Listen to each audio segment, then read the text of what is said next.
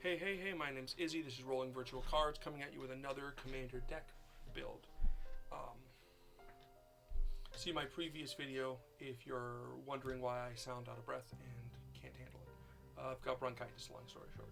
Anyways, Galadriel, Elven Queen is 2, a green, and a blue for a 4/5 legendary creature elf noble with the following effect. Will of the Council. At the beginning of combat on your turn, if another elf entered the battlefield under your control this turn, starting with you, each player votes for Dominion or Guidance. If Dominion gets more votes, the ring tempts you. Then you put a 1/1 counter on your ring bearer. If Guidance gets more votes, or the vote is tied, draw a card. So both are useful. I'll go over the ring here for. There you are. For a quick sec. Here. Oh, that is the wrong one, guys. Must be this one then. There you go, the ring. Simply put, when the ring tempts you first, you choose a creature. You may choose the same creature if it's already it, but it becomes legendary if it's not, and it can't be blocked by creatures with greater power. The second time it tempts you, whenever the ring bearer attacks, draw a card and discard a card. The third time, whenever the ring bearer becomes blocked by a creature, that creature's controller sacrifices at the end of combat, even if it doesn't die in combat, obviously. And then the fourth time it tempts you, whenever the ring bearer deals damage to a player, each opponent loses 3 life. That last one is really decent because one hit to an opponent is dealing minimum, because it has to be damage. So if they're like a 1x. Or like a 1/1, you're dealing 1 damage and then 3 damage to each of them, so that's 10 damage each swing. So this, it says, the domain gets more votes, the ring tempts you. Yeah.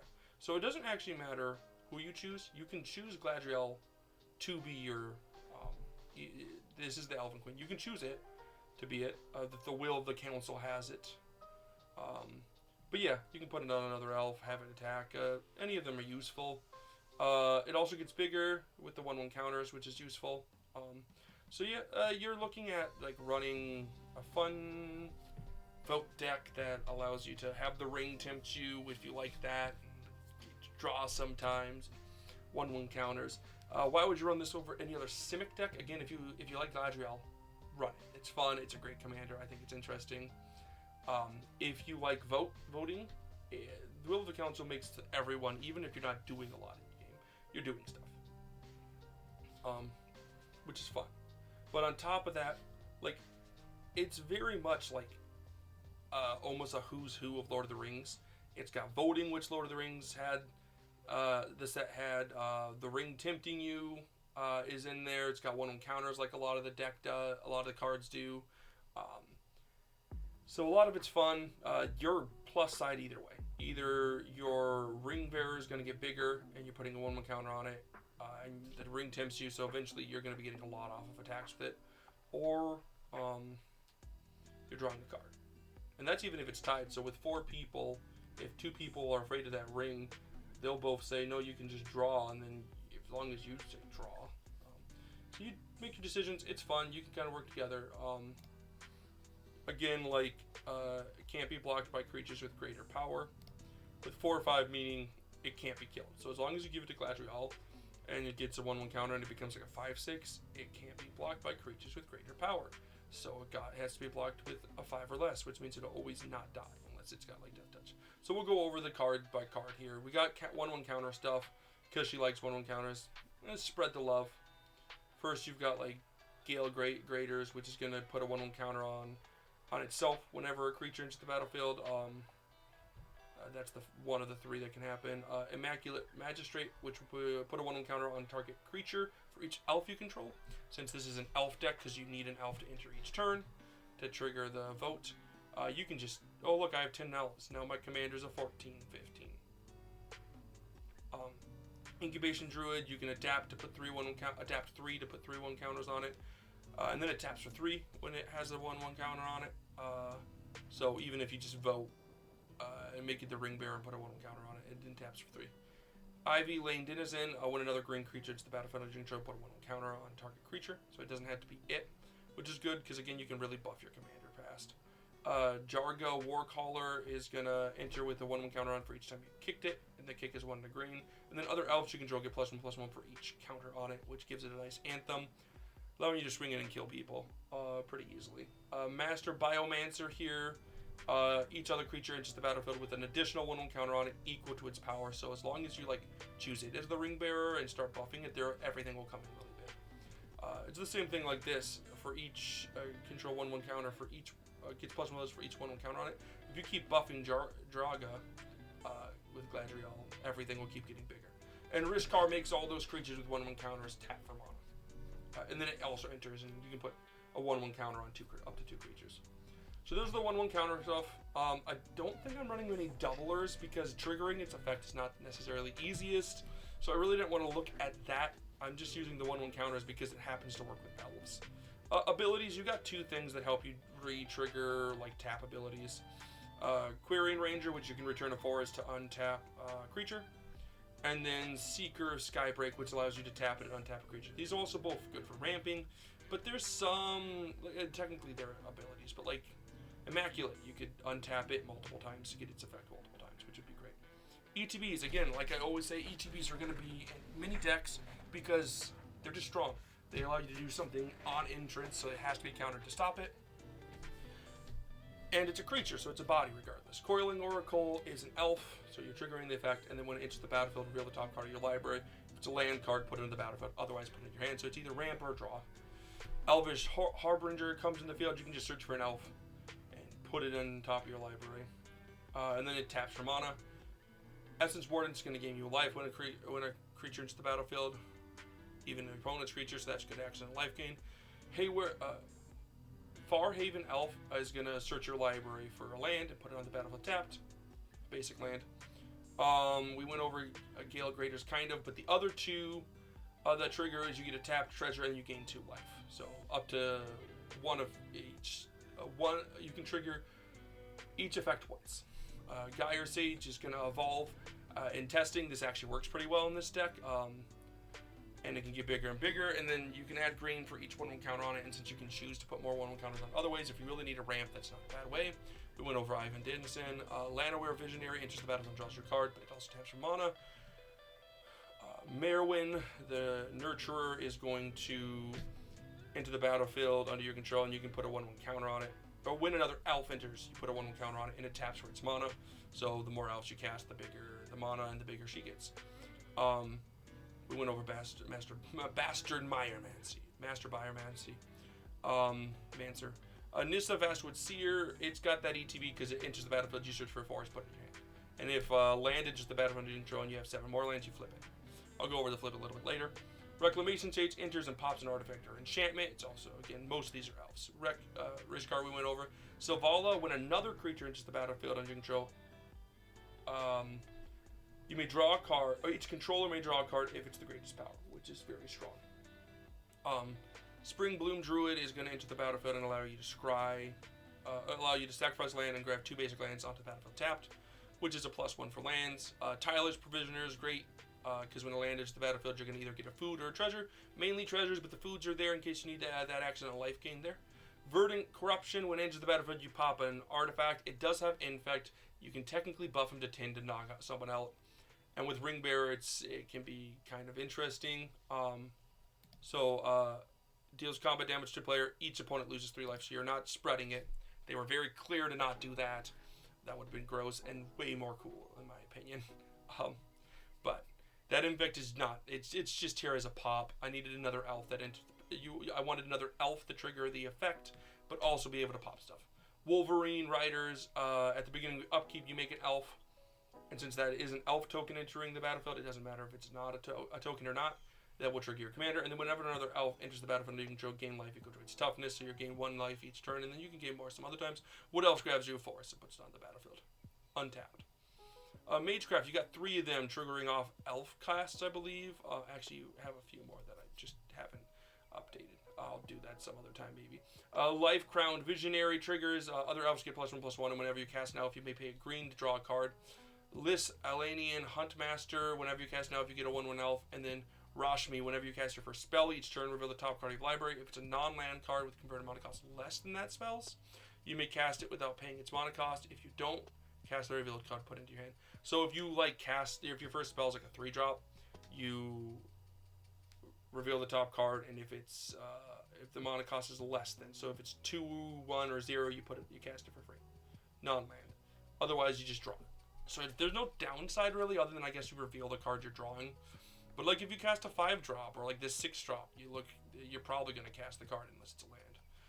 Ramp. We have a lot of ramp here because you're just trying to swarm the field, and also elves just happen to ramp.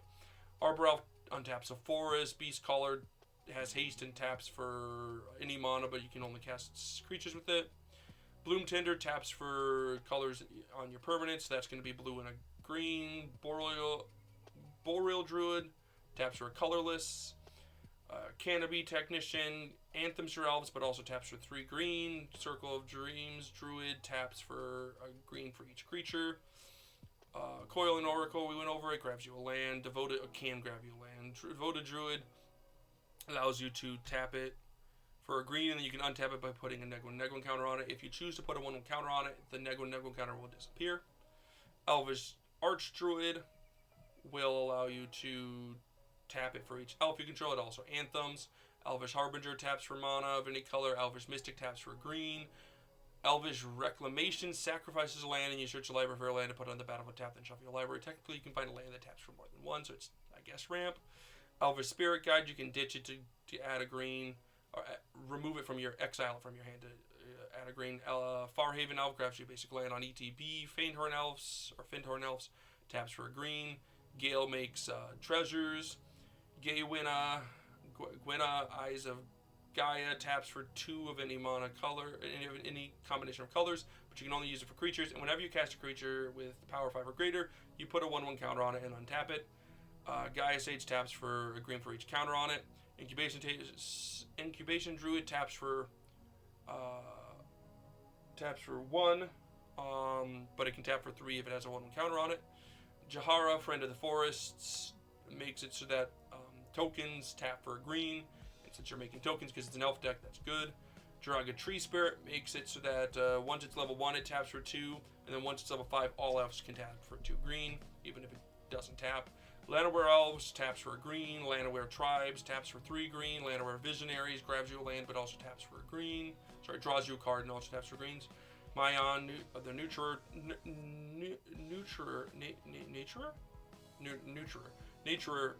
taps for its power in green. Nissa does that ramping, grabs you a land, which isn't really ramp, but what is ramp, if it wants to flip, there. Reveal the top card of your library. If it's a land card, put it on the battlefield, otherwise put it in your hand. It also makes a 4/4 green elemental creature token, name Ashaya of the Woken World, on the battlefield. For neg 2 and it's neg 7, untap up to 6 lands, they become 6 elementals. That can usually win you the game. All pretty good.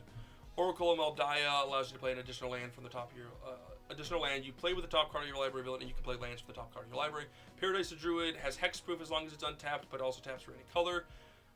Priest of Titania taps for any taps for green for each elf on the battlefield, including your opponent's elves. We went over Greyrin Ranger. You can technically untap a creature. You untap a creature, which could ramp. Rishkar and Seeker we went over. Savala taps for X, where X is the greatest power. Since you could buff your commander a lot, it can become pretty big. And we went over those. This one taps for X of any one color into your mana pool, where X is the number of elves you control, or in play. So not just you control. And Will grabs your forest. Here's all the lands. Again, they're just lands. One whatever you feel like. Accidental life gain is great. This one is an anthem for elves, and then also gains you life whenever it attacks. You gain 1 life for each elf for each attacking elf you control.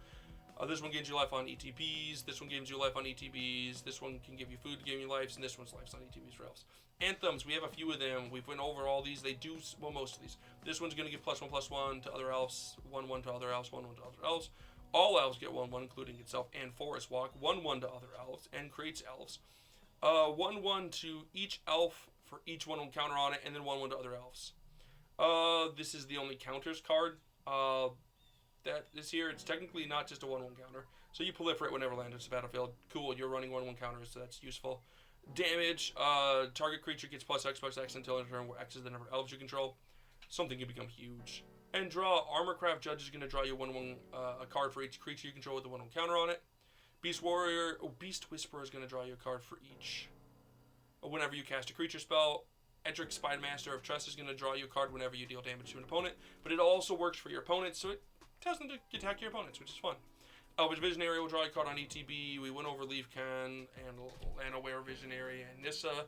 Oakham will draw you a card whenever it deals damage to an opponent, which is good. It costs 2 less if an opponent has a green permanent, making it a 2-drop, and then it has Death Touch. And we went over those. Evasion, the only evasion you have is Elvish Champion, making everything forest. If you want to make this like a kind of a win con, you can run the card that makes Yavimaya, whatever, the one that makes everything a forest. That technically works with it. These are the interactions. You do not have a lot of interaction in this deck. This deck is heavily reliant on just being friendly to people, kind of. This allows you to cast creature green cards that hate flash, which is fun. And then mana cheats. These allow you to cheat the mana out because you can put a creature card from your hand on the battlefield, which is good. This one allows you to cast it for free, kind of. I mean, it is free. Mana sinks. Both mana sinks. This one, 1/1 or more elves into the battlefield under your control. You create a 1/1 green elf warrior creature token. This ability triggers only once each turn, but you can pay 7 to, and elves you control get +2/+2 and Death Touch until end of turn. You can technically pay 14 and give them +4/+4. And Urza is the same thing. You can regenerate another elf, which gives it protection, but then also for 5, you can each elf you control get +3 and trample, so you could pay like 10 to give them +6/+6. These are your 2 protection. Urza can regenerate them, and Allosaurus makes so people can't counter green spells, and it can't be countered itself. And then you can pay 6, and each elf you control becomes a 5/5. Which is very good. It's not a mana sink, you only want to trigger once because it becomes a dinosaur and a 5/5, which is very useful. You're basically handing a dinosaur to them and then it's like a +4/+4 or something. Tokens. This one makes a 1/1 green elf creature token for each elf you control. We went over that one. This one makes elves. That one makes elves. And these are the 3 tutors. This one, we're running Fauna Shaman for fun. You can discard a creature and reveal your insert your library for a creature card and put it into your hand, then shuffle. Reveal it and put it in your hand. And this one, you go grab a 6-drop. There's a 6-drop in this deck, so that's fine. Yeah, this is, like, it's weird. This is a green-blue deck, but there is no blue deck. There's, like, almost no blue cards in this deck. Because there's almost no mono-blue elf cards. You could run more interaction, but I really wanted to focus on that concept of just, like, elves. Again, this is a great starting point. If there's cards you don't like, remove them. Add different cards. Work it around. Don't cookie-cutter my decks. Trust me. I mean, you can. Again, you could just buy this stuff for $208.64. I think that's on, like, whatever site. I don't know. No one pays me for that stuff. I'm not going to tell you what site it is. That's cool, right? But then all of a sudden, you can, just change the deck after you buy it. Go like, oh, I don't need this many elves. This is too many elves. I'm triggering the effect too often. Which doesn't matter because you want to keep casting stuff, but like, let's add more interaction. Who knows? Figure it out yourself, guys. That's kind of the fun part of Magic, is building decks. I just like to give my quick thought process on decks.